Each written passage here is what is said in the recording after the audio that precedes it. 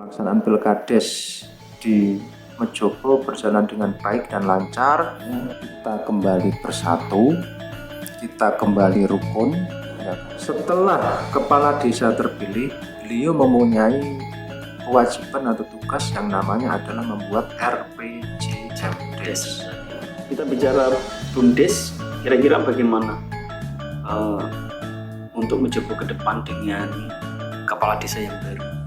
Bagaimana desa ini merangkul dari organisasi-organisasi kepemudaan yang ada di desa Mejobo? Harapannya kita yang mengada komunikasi yang baik. Sebelum pembahasan APBDes katakan, setidaknya dari pemuda atau yang di bawah naungan Karang Taruna ini komunikasi dengan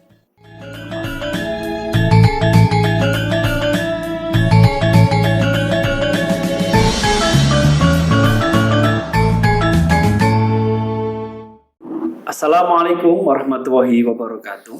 Waalaikumsalam warahmatullahi wabarakatuh. Ya, masih bersama kami kembali lagi di acara ngobrol bareng Ansor Pimpinan Ranting Desa Mejobo, Kecamatan Mejobo, Kabupaten Kudus.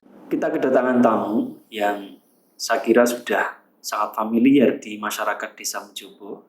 Sosok seorang pemuda bersosial tinggi, terus juga punya wawasan atau gagasan yang sangat bagus. Tak lain tak bukan, pada hari ini dia sudah hadir di samping saya. Kita perkenalan terlebih dahulu, yaitu adalah sahabat Teguh Anggoro Kasih. Kita sapa terlebih dahulu. Bagaimana kabarnya sahabat Teguh? Alhamdulillah Ya, sehat dan baik-baik saja. Baik ya. Selain ada begitu banyak dari kurikulum itu yang sahabat Teguh punya, ya, salah satunya adalah beliau ini sekaligus di samping sebagai PLT Sekdes di Desa Mejobo, beliau juga sibuk di dalam mengurusi kegiatan sosial, yaitu adalah di salah satu yayasan yang ada di Mejobo, yaitu Yayasan Rumah Sahabat Kusuma. Beliau selaku sekretarisnya. Nah, mesti banyak sekali dari pengalaman-pengalaman beliau, terlebih nanti kita akan upas yaitu terkait dengan masalah tentang sinau deso, karena berhubung ini beliau sebagai PLT di Sekdes Desa Mejobo. Oke, kita masuk terlebih dahulu dari materi yang ada, yaitu adalah tentang sinau deso. Ya, ini sahabat Teguh sudah berapa lama menjabat sebagai PLT Sekdes di Desa Mejobo? Ya, terima kasih atas kesempatan yang diberikan. Ya. Untuk mendapatkan amanah atau tugas dari Bapak Kepala Desa Mejobo menjadi PLT Sekdes dimulai tahun 2022, Januari 2022. Awal tahun berarti. Awal tahun, ya. Jadi sampai ini berarti di bulan April ya? Iya, bulan keempat. 4 bulan ini ya? Iya. Ya. Sebelum menjabat sebagai PLT Sekdes, apa tugas dulu sebelumnya di pemerintahan Desa Mejobo ya? Sebelum mendapatkan tugas menjadi PLT Sekdes, saya adalah kasih pemerintahan, kepala seksi pemerintahan. Ya. Oke, mungkin bisa kita kenal lebih dalam terkait dengan pemerintahan Desa Mejobo ya, karena ini salah satu sesuatu yang bisa kita dapatkan. Pembelajaran ada begitu banyak sekali tentang di pemerintahan desa khususnya. Kalau boleh tahu, struktur apa saja yang ada di dalam pemerintahan Desa Mejobo itu? Mungkin bisa disebutkan, mulai dari kepala desa sampai ke bawah. Ya. Terima kasih. Jadi sebelum kita membahas tentang aparatur pemerintahan Desa Mejobo, tentunya kita harus mengetahui dulu apa itu desa, apa itu pemerintahan desa. Ya. Untuk landasan dasar hukum desa tertuang dalam Undang-Undang Desa Nomor 6 Tahun 2014 tentang desa. Kemudian dalam PP tersebut, dalam menjalankan Undang-Undang Desa Nomor 6 Tahun 2014, itu ada PP Nomor 43 Tahun 2014. Kemudian dalam 1 tahun, Iya. kemudian landasan untuk SOTK itu berdasar pada Permendagri nomor 84 tahun 2015 tentang SOTK, susunan organisasi tata kerja di pemerintahan desa. Dan di SOTK tersebut dijelaskan bahwa pemerintahan desa adalah kepala desa atau yang disebut nama lain dibantu oleh perangkat desa sebagai unsur penyelenggaraan pemerintahan desa. Kemudian perangkat desa kan gitu. Itu seperti apa dan apa itu? Apa saja. Jadi pemerintahan desa atau di unsur perangkat desa itu berkedudukan dalam membantu kepala desa terdiri dari 1 unsur sekretariat, yang kedua unsur pelaksana kewilayahan, yang ketiga unsur pelaksana teknis. Dari yang pertama unsur sekretariat itu langsung dipimpin oleh sekretaris desa. Sekdes itu. Sekdes. Karena untuk sekdes yang definitif untuk Desa Mojobo ini belum ada, maka diangkatlah seorang PLT. Iya. Kemudian di sekretariat itu terbagi menjadi 3. Ada 1 kaur perencanaan atau kepala urusan yang sekarang dijabat oleh Bapak Edi Santosa. Yang kedua kaur tata usaha dan umum, sekarang dijabat oleh Bapak Didik Suprapto. Yang ketiga kaur keuangan yang dijabat oleh Bapak Sugeng. Kemudian di unsur yang kedua adalah unsur pelaksana kewilayahan. Itu kadus, kepala dusun, atau yang dulu disebut adalah Kamituo.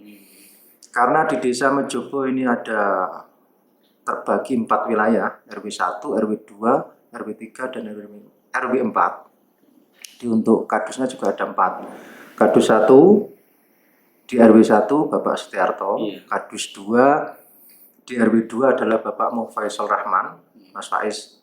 Yang ketiga di RW 3 Bapak Rudi Wahyudi, yang keempat di RW 4 adalah Bapak Mahmudi. Itu untuk unsur wilayah. Kemudian untuk di unsur pelaksana teknis itu terbagi menjadi 3. 1 adalah kasih pemerintahan atau jabatan saya yang sebenarnya. Kemudian yang kedua kasih kesejahteraan atau kepala seksi ya, kasih itu dijabat oleh Bapak Eri Wicaksono. Kemudian yang ketiga kasih pelayanan itu dijabat oleh Bapak Sunardi. Dan tambahan 2 orang staf, yaitu staf 1 Bapak Suraji, staf kedua Bapak Solekan. Dan ada tenaga bantu juga admin desa 2 orang. Kemudian untuk menambahi masalah tugas-tugas dari perangkat desa itu, selain masing-masing kasih atau kadus atau kaur sesuai dengan tupoksinya, itu juga ada tugas tambahan lain yang diberikan oleh kepala desa, artinya di luar tupoksinya yang semestinya. Dan juga tidak menutup kemungkinan ya peran atau tugas dari perangkat desa, berarti keseluruhan pemerintahan desa, bisa jadi 24 jam juga. Karena banyak masyarakat itu yang memang bisanya malam atau ada kejadian-kejadian khusus. Jadi tidak melulu pagi sampai siang atau sore. Tapi memang kita ekstra 24 jam ya memang harus siap karena langsung bersentuhan dengan masyarakat. Maaf, kalau jam kantor sendiri di pemerintahan desa itu jam berapa sampai jam berapa sebetulnya? Kalau jam kantor sebetulnya di pemerintahan desa itu kan 5 hari kerja.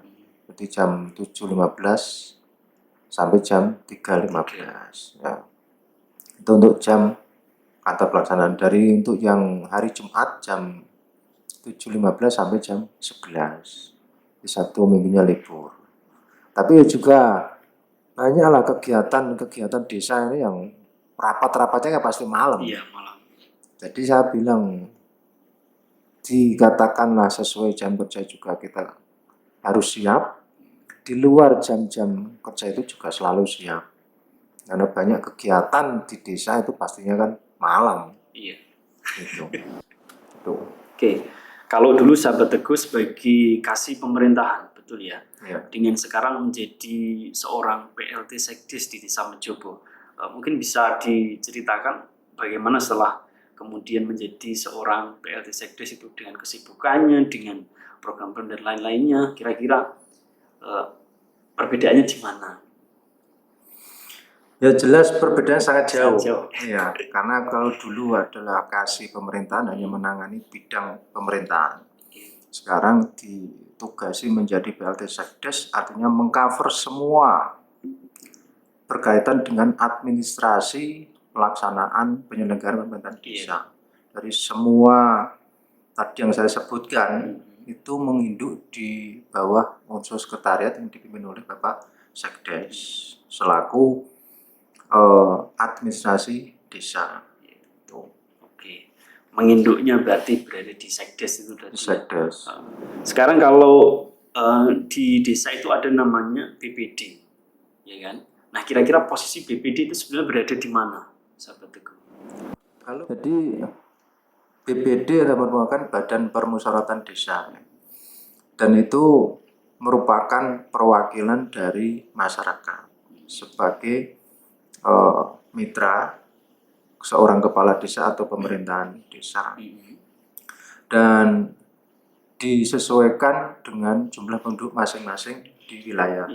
Di RW 1 ada 1, kemudian RW 2 ada 1, di RW 3 ada 2, di RW 4 ada 2, dan ditambah 1 unsur dari wanita. Jadi total 7 yang ada di Desa Mejobo. Dan fungsi dari BPD sendiri itu merupakan satu kesatuan. Secara garis besar sebagai walaupun punya tugas tersendiri. Jadi selain menjadi mitra dari seorang kepala desa atau pemerintahan desa, juga sebagai ujung tombak usulan-usulan dari masyarakat, aspirasi dari masyarakat, dan juga selaku dalam menentukan atau memberikan persetujuan pembahasan di APBDes atau kebijakan-kebijakan Bapak Kepala Desa itu dapat berjalan manakala mendapatkan persetujuan dari BPD itu sendiri. Ya. Oke, kalau di Mejobo sendiri itu ada berapa ya RT, jumlah RT-nya? Kalau di Desa Mejobo itu total ada 35 RT yang terbagi di 4 RW ya. 4 RW. RW 1 itu ada 7 RT. Kemudian di RW 2 ada 8 RT. Di RW 3 ada 10 RT. Kemudian di RW 4 ada 10 RT. Jadi total 35 RT dan 4 RW. Sehingga itu yang menentukan bahwa berapa dari keterwakilan BPD tadi ya jumlahnya tadi ada 1 dari RW 1 ya kan, terus di RW 3 dan RW 4 ada 2 karena jumlah RT-nya ada 10 tadi ya. Oke. Terus bagaimana caranya dari pemerintahan desa ini agar supaya program-program khususnya tentang terkait pembangunan di Desa Mejobo ini bisa berjalan dengan baik, sahabat Teguh? Nah ini memang menarik biar kita semua tahu bagaimana sih proses dalam pengusulan aspirasi, kemudian dalam menentukan kebijakan-kebijakan menjadi sebuah produk hukum yang namanya APBDes. Yang pertama diawali dengan namanya Musdus. Musdus adalah musyawarah dusun. Itu di mana masing-masing RW itu melakukan musyawarah penyerapan aspirasi apa-apa saja yang diusulkan melalui dari masyarakat ditampung oleh RT, kemudian dipimpin di rapat oleh Bapak RW dan Kadus dan juga BPD wilayah. Artinya masing-masing satu dusun. RW 1 itu terdiri dari ada kadusnya, ada BPD-nya, ada ketua RW dan ketua-ketua RT itu melakukan rapat musyawarah namanya musdus. Di RW 2 juga sama, RW 3 juga sama, RW 4 juga sama. Setelah musdus masing-masing wilayah itu sudah dilaksana, kemudian hasil dari rapat tersebut nanti akan dibawa ke musdes atau musyawarah desa. Itu di kewenangan dari BPD. Ya, setelah dari RT RW itu masing-masing wilayah membahas tentang usulan-usulan yang diusulkan, kemudian dibahas di tingkat musdes. Sebagai pelaksana adalah BPD.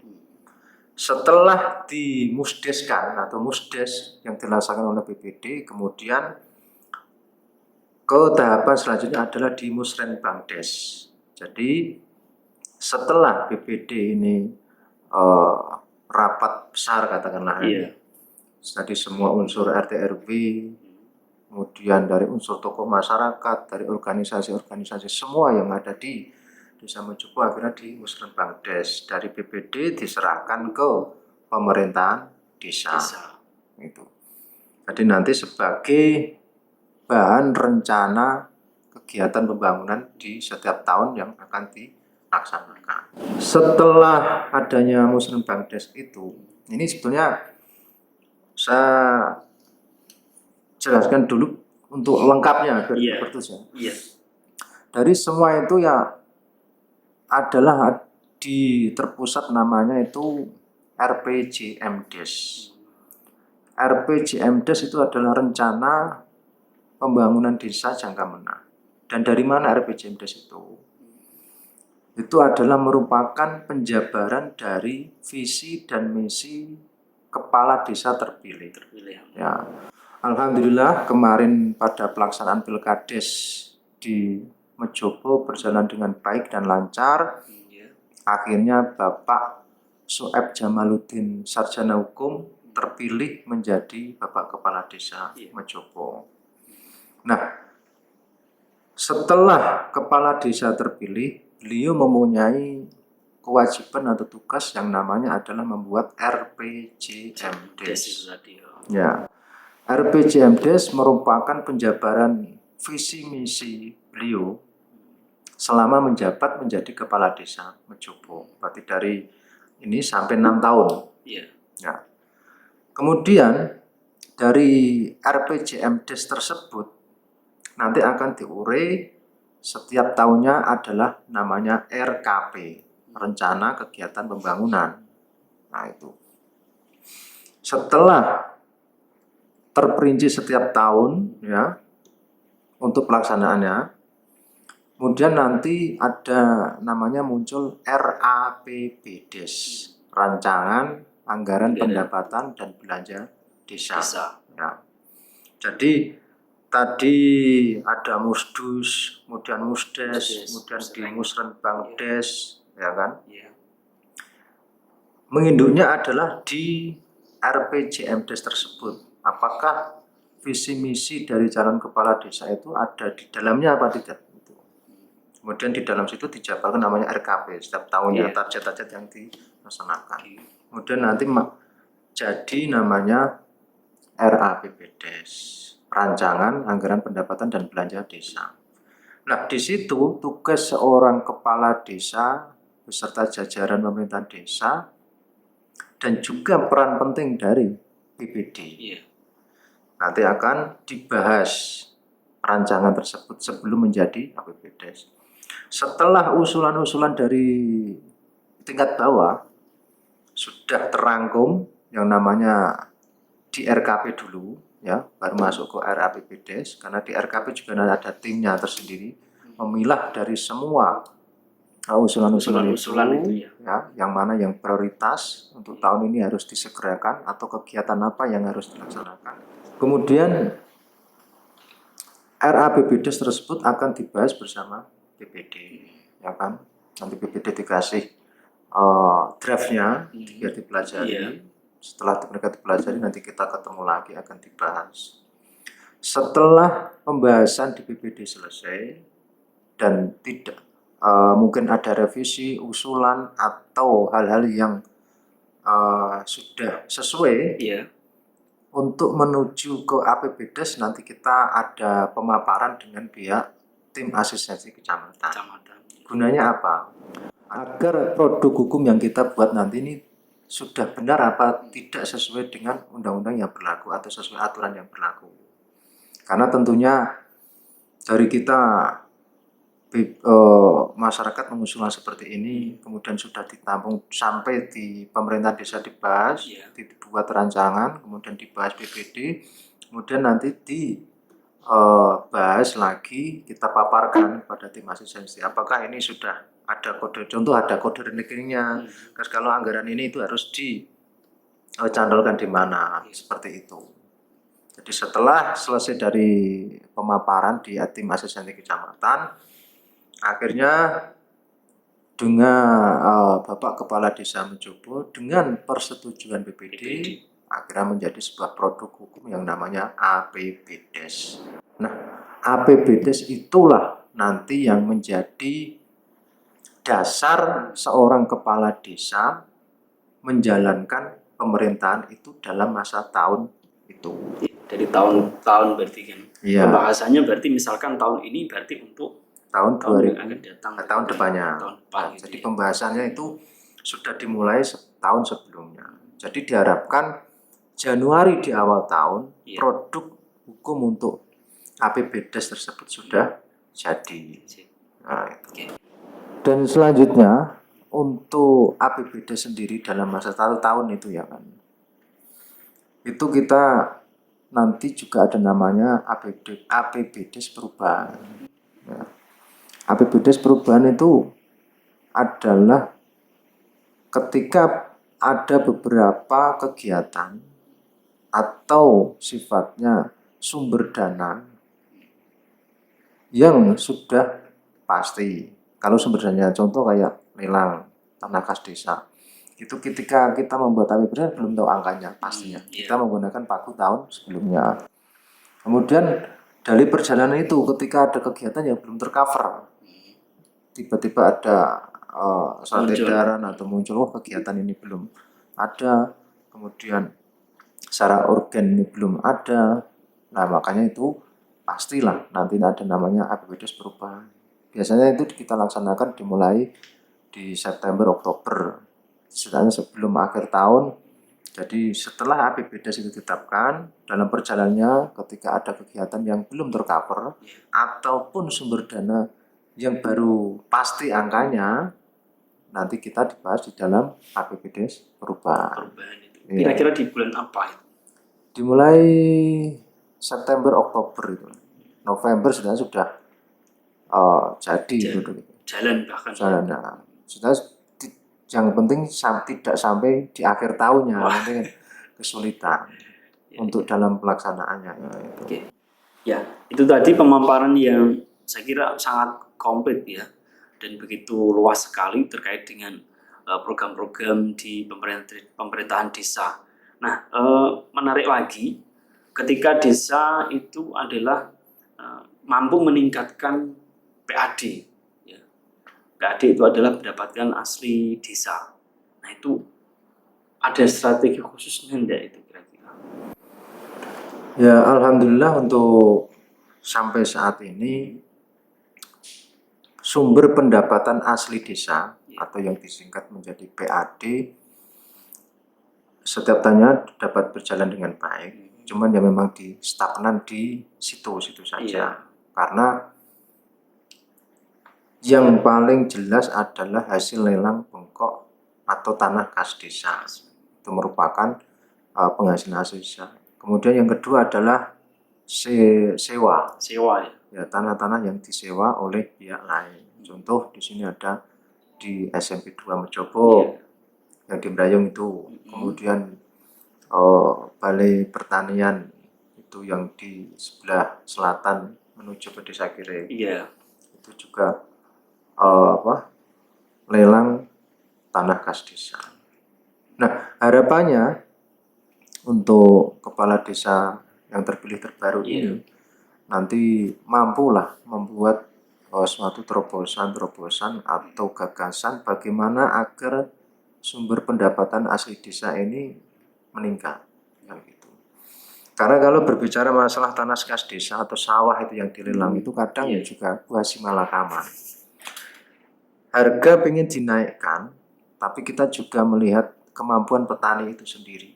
Iya. Kalau memang harapannya setiap tahun naik, tapi kalau petani itu tidak mampu, maka kita juga menyesuaikan agar masyarakat desa Mojobo yang selaku petani juga dalam menggarap sawahnya itu ada hasilnya atau panen yang baik.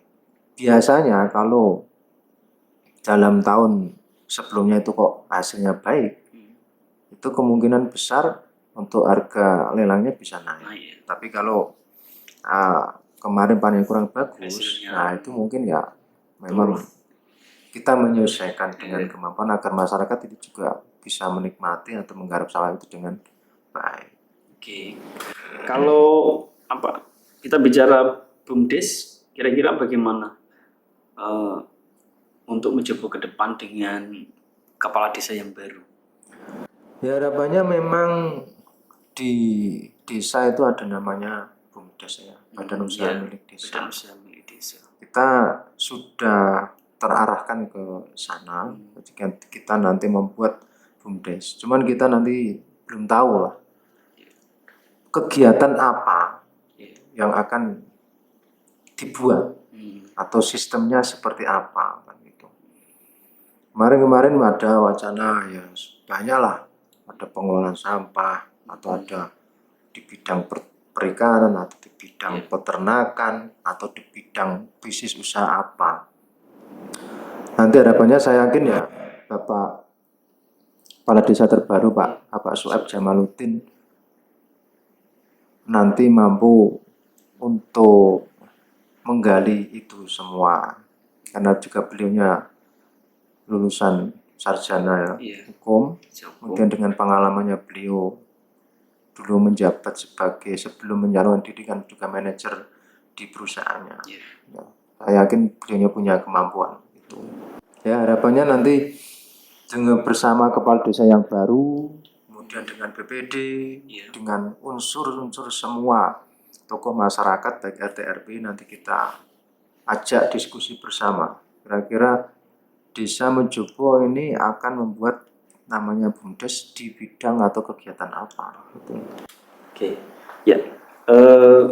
Kita melebar sedikit bicara tentang masalah kepemudaan, ya sahabat Teguh. Karena bagaimanapun juga bahwa desa akan dikatakan maju adalah salah satu unsurnya adalah di kepemudaannya. Nah, bagaimana desa ini merangkul dari organisasi-organisasi kepemudaan yang ada di desa Mojobo ini? Ya. Tentunya lembaga-lembaga desa yang resmi itu kan salah satunya tadi ada BPD, kemudian PKK, kemudian ada namanya Karang Taruna, kemudian ada KPMD, dan RT RW juga yang mengcover untuk di bidang kepemudaan jelas itu di Karang Taruna, ya kan. Harapannya kita yang mengada komunikasi yang baik. Tentunya dalam sebelum pembahasan APBDes kata tadi, proses tadi yang saya sampaikan, setidaknya dari pemuda atau yang di bawah naungan Karang Taruna ini komunikasi dengan kepala desa atau dengan RT RW atau dengan BPD, ya kan, mengusulkan tentang kegiatan-kegiatan apa yang akan dilaksanakan di tahun. Organisasi yang berada di bawah naungan Karang Taruna itu berarti apa saja ya kira-kira? Sebenarnya juga banyak ya. Karang Taruna nanti bisa berkoordinasi dengan seperti di inilah Gerakan Pemuda Ansor, Desa Mojobo, kemudian ada IPNU, PPNU, ya kan. Kemudian ada organisasi-organisasi sosial lainnya yang bisa diajak bekerja sama di dalam naungan Karang Taruna. Tentunya yang dibutuhkan itu memang tidak harus dia mau dikasih gini, artinya dikasih kegiatan, tapi juga ada komunikasi. Kalau selama komunikasi itu tidak terbangun, Iya. dari desa juga bagaimana untuk memfasilitasi itu kalau tidak ada usulan yang mau diusulkan. Jadi harapannya ada komunikasi yang baik, ya kan? Baik organisasi-organisasi lembaga resmi desa dengan pemerintahan desa atau dengan BPD. Jadi ketika ada komunikasi, ada usulan, jadi kita nanti bisa dibahas, kan gitu. Harapannya seperti itu. Ya, berarti lebih pada komunikasi dari masing-masing organisasi ini tadi terhadap Karang Taruna, dan kemudian nanti Karang Taruna ini mengkomunikasikan kembali kepada pemerintah desa gitu ya. Lewat ada musjus, ada masjid tadi dan sebagainya tadi ya. Oke, kita lanjut untuk terakhir kalinya. Closing statement, sahabat Teguh. Alhamdulillah kemarin Pilkades di tanggal 30 Maret tahun 2022 sudah terlaksana dengan baik dan lancar, dan terpilih seorang kepala desa, Bapak Soeb Jamaluddin, sarjana hukum. Dan harapannya tentu kita harus kembali rukun, kembali bersatu demi memberikan pelayanan yang terbaik pada masyarakat Desa Mejobo dan kemajuan Desa Mejobo.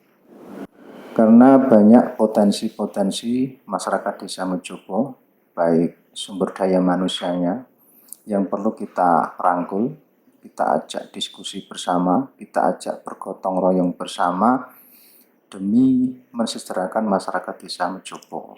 Tentunya kan itu yang paling terpenting. Jadi closing statement saya, kita kembali bersatu, kita kembali rukun, ya kan.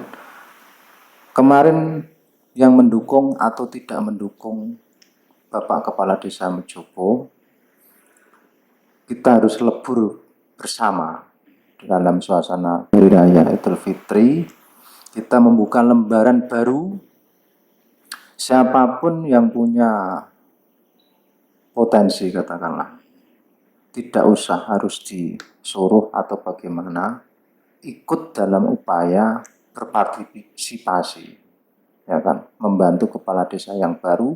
Begitu juga Bapak Kepala Desa yang baru juga bisa merangkul semua lapisan masyarakat untuk diajak bersama-sama bergotong royong demi kemajuan Desa Mejobo. Terima kasih. Jadi itu sahabat-sahabat ya. Jadi kalau kita bisa simpulkan dari closing statement sahabat Teguh itu tadi adalah persatuan itu adalah di atas segala-galanya. Saya kira itu. Terima kasih saya ucapkan oleh sahabat Teguh dari apa yang sudah tadi dijelaskan. Mudah-mudahan sangat memberikan wawasan untuk kita semuanya ya, para sahabat-sahabat yang ada di rumah. Sekiranya itu yang bisa kita sampaikan. Kita akan nanti berjumpa kembali di lain waktu, di lain kesempatan dengan tema yang berbeda. Akhirul kalam, wallahul muwaffiq ila aqwamit thoriq. Wassalamualaikum warahmatullahi wabarakatuh. Waalaikumsalam warahmatullahi wabarakatuh.